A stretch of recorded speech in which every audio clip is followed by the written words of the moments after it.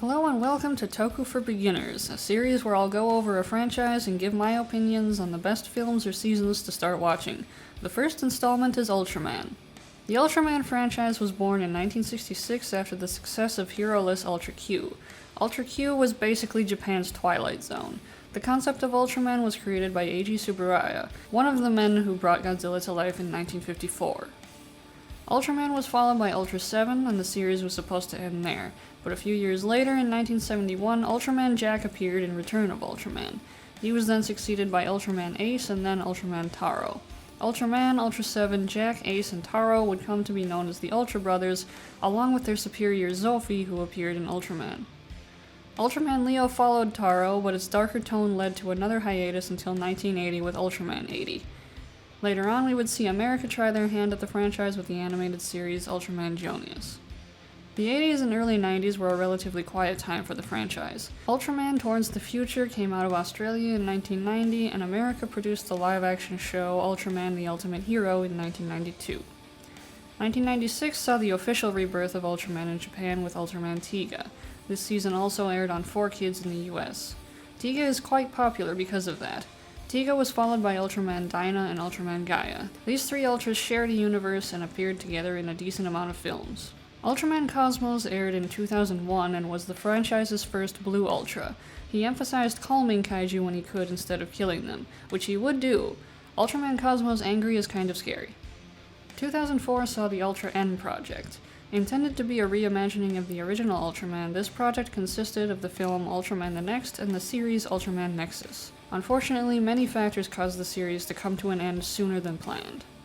2005's Ultraman Max was a return to normal, so to speak. It featured the first and only Heisei Ultra to not change forms. This was followed up by Ultraman Mebius in 2006, which focused on a young Ultra being mentored by the Ultra Brothers and Ultraman Leo as the season progressed. It wasn't until December of 2009 that a new Ultra would appear, and boy did he make an entrance. Ultraman Zero, while not getting a true TV season, had 3 movies, a miniseries, and a plethora of other appearances in later seasons and films. Ultraman Zero is one of the most popular Ultra heroes. Ultraman Ginga kicked off what would come to be known as New Generation Heroes in 2013. It's the shortest season with just 13 episodes, but was followed by Ultraman Ginga S, giving Ultraman Ginga's story 14 more episodes. Ultraman X followed in 2015 with 22 episodes. 2016 saw Ultraman's 50th anniversary and Ultraman Tiga's 20th anniversary. To commemorate, the new season's protagonist, Ultraman Orb, had his debut form be a fusion of Ultraman and Ultraman Tiga. Orb's season standardized a 25-episode run for the future seasons. In 2017, Ultraman Jeed was produced. Jeed is the son of Ultraman Zero's nemesis, Ultraman Belial.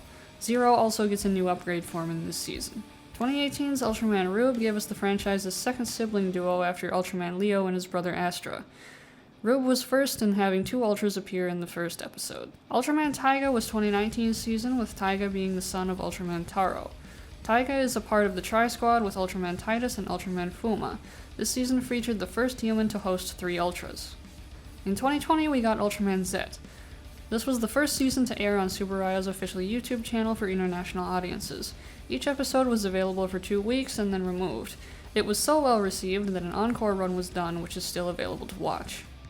The latest season is Ultraman Trigger, an homage to Ultraman Tiga and Dyna and Gaia, for the 25th anniversary of the trio. This was also posted to Tsuburaya's YouTube channel. Encore episodes with more language options for the subtitles were posted a few weeks after the initial air date. That's hopefully a non-exhaustive history of the franchise. I definitely missed a few smaller entries, but you'll discover them in time. Now we'll get into my favorite seasons. I own most of the Showa seasons thanks to Mill Creek, but haven't made the time to watch them yet, so my favorites will consist pretty heavily of the new generation. The first season I watched was Ultraman Nexus. I loved the design and found the story to be great. The soundtrack is very good too. The CGI isn't all there, but at least it wasn't overused like it was in Ultraman Cosmos. I actually had to stop watching Cosmos because I couldn't stand the CGI. Ultraman Ginga got me more into the franchise, and sadly I'm in a minority of the online fan community for enjoying it. It's a different approach, but I like it. Ginga S is a great follow-up too. Ultraman Orb is another favorite, along with the prequel Ultraman Orb The Origin Saga. I love the lore behind Guy, Orb, and Jugless Juggler, the antagonist but really more of a rival and ultimately ally of Guy. Ultraman Taiga was an instant favorite for me. Taro is a favorite Ultra and his son is no exception. Titus and Fuma are fantastic as well, and Ultraman Trigger, the season's antagonist, is my favorite villain in the franchise. Ultraman Z is also a favorite. The main plot is a bit of a slow burn, but the season's sound and visual effects are fantastic. The characters are entertaining and the Ultra suit designs are very good. Now for the good part, where to start watching in this sea of Ultras. There's the good old-fashioned way, start at the beginning. You can start with Ultraman or even Ultra Q and just work your way chronologically through the series. This is advantageous to knowing who's who in later seasons. For those who like better looking visuals, then New Generation Heroes is better to start with. Here I would actually recommend Ultraman Z. It's available on YouTube and doesn't require much to understand. A basic knowledge of Zero and Geed is really all that's needed. The show does a great job of giving basic info on the Ultras appearing on the fusion metals Z uses to gain new forms and powers. Ultraman Orb is another good place to start with this method. It's slightly unconventional, but you do learn a few basics on past Ultras. It's also just a very good story, and you also get the origin saga for more lore and background. I would recommend watching the main series first and then the origin saga though. The origin saga will also introduce some previous Ultras and their hosts. More in the vein of introducing Ultras is Ultraman Mebius. It's a goofier season, but it does introduce you to the early Ultras with modernized suits. Now for seasons you're better off waiting with. Ultraman Nexus may be a favorite for me, but I can't recommend it to a fledgling fan. Its dark and gritty tone is in stark contrast to the rest of the franchise, with the possible exception of Ultraman Leo. I tried to watch Ultraman Mebius after Nexus, and it was too much for me. I was put off the franchise for a while until I decided to try Ultraman Ginga. Still an unconventional season, but it was a lot more balanced in its tone and pulled me back in. I do recommend Ultraman Nexus at some point, just get 5 or 6 other seasons under your belt first.